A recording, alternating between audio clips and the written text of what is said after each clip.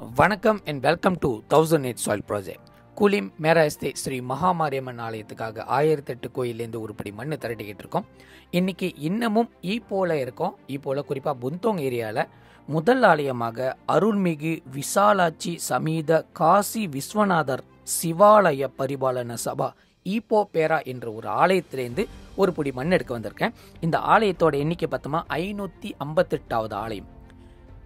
நேற்றும் இன்னைக்கும் நாளைக்கும், அதாவது 3 நாள் தொடர்ச்சியாக எடுக்கப்பட்ட ஆலயங்கள் எல்லாமே சிவனோட ஆலயம் தான் முதல் ஆலயமாக இருந்துச்சு. அதில் இந்த ஆலயம் குறிப்பாக எடுக்கும் போது எங்களுக்கு பெரிய விசேஷமாக இருந்துச்சு. இந்த ஆலயத்தை சார்ந்தவங்களுக்கு நம்மளோட பதிவுகளும் பார்த்துருக்காங்க. அவங்களும் மண் எடுத்து கொடுக்கறதுக்கு முன் வந்திருந்தாங்க. இந்த ஆலயத்தை பார்த்தீங்கன்னா எனக்கு தெரிஞ்சு இங்கே 1008 லிங்கத்தை வச்சு தான் இந்த கோயிலே வடிவமைச்சிருக்காங்க நினைக்கிறேன். சுற்றி இருக்கிற அந்த கோயில் சன்னிதானத்தை சுற்றி பார்த்தீங்கன்னா லிங்க வடிவத்தில் தான் வச்சுருக்காங்க. அவ்வளோ அழகாக இருக்குது. கோவில் ரொம்ப அம்சமாக இருக்குது. சாமி கும்பிடும் போதே அதோட வைப்ரேஷன் நம்மளுக்கு ஃபீல் பண்ண முடியுது. அதே நேரத்தில் ஓம் என்ற பிரணவ மந்திரம் அங்கே ஒலிக்கும் போதே அது நேராகவே நம்மளோட உயிர் ஓட்டத்துக்கும் நம்மளோட அந்த இதயத்துக்குள்ளே இறங்குற மாரி அந்த ஓசைகள் இருந்துச்சு. கண்டிப்பாக அவங்க நினச்ச காரியங்கள்லாம் கைகூடும். இந்த ஆலயத்தோட ஸ்தல விருட்சம் மரம் சொன்னோமா, அங்கே வில்வ மரத்துலேருந்து ஒரு பிடி மண் எடுத்திருந்தேன். அந்த மண்ணை திருப்பியும் சுவாமி கிட்ட கொடுத்து அவர் பாதத்திலேருந்து ஆசீர்வாதம் பண்ணி எடுத்த போது இந்த பயணம் இன்னைக்கு ஏப்ரல் 1 தொடங்க போகிற பயணம் முழுமையாக எங்களால் எதிர்பார்த்த எவ்வளோ ஆலயத்துக்கு போய் மண் எடுக்க முடியுமோ அதை எல்லா மண்ணையும் எடுத்துரும் சொல்லிட்டு அவர்கிட்டேருந்து பெரிய அனுமதி கேட்டு தான் தொடங்கணும். இந்த வேலையில் டெம்பிள் மேனேஜ்மெண்ட் நன்றி தெரிவிச்சுக்கிறேன். இந்த ஆலயத்தை ஒட்டி ஸ்ரீ மதுரை வீரன் சுவாமி ஆலயம் கம்போங் பாரு புந்தோங் ஈப்போ பேரால இருக்கிற இந்த ஒரு ஆலயத்திலேருந்து ஒரு பிடி மண் எடுக்க வந்திருந்தேன். நான் சொல்லியிருந்தேன், பல பஞ்சவர்ண வடிவில் அமைச்ச மதுரை வீரன் ஆலயம் ரொம்ப குறைவு. அது இதில் இந்த ஆலயம் ரொம்ப விசேஷம். இந்த ஆலயம் ஆத்தோரத்திலே இருக்குது. அதே நேரத்தில் இந்த ஆலயோட காம்பவுண்ட் பார்த்தா ரொம்ப பெருசாக இருக்குது.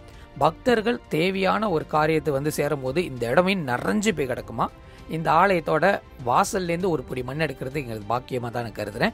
இந்த ஆலயத்தோட அனுமதி கிடைச்சதும் எங்களுக்கு ரொம்ப பெருமையாகவும் இருந்துச்சு. ஏன்னா இந்த மதுரை வீரன் ஆலயத்திலேருந்து ஒரு பிடி மண் எடுத்துடணும்னு ரொம்ப நாள் ஆசைப்பட்டிருந்தோம். 560வது ஆலயமாக ஜலன் லஹாட் ஈப்போ பேரால இருக்கின்ற ஸ்ரீ தண்டாயுதபாணி கோவில்லேருந்து ஒரு பிடி மண் எடுக்க வந்திருந்தேன். இந்த ஆலயத்துக்கு நான் வரும்போது ஏதோ ஒரு விசேஷ காலகட்டத்தில் ஐயாவுக்கு விறுவிறுன்னு அலங்காரமோ அவரோட பூஜைக்கு தேவைப்பட வேண்டிய அபிஷேகமோ ரெடி பண்ணிக்கிட்டு இருந்தாங்க. அப்போது கோவில் தலைவர் இருந்தார். அவர்கிட்ட அனுமதி கேட்டிருந்தேன். அந்த அனுமதியும் பெற்ற பிறகு தான் இந்த ஆலயத்துலேருந்து ஒரு பிடி மண் எடுத்திருந்தேன்.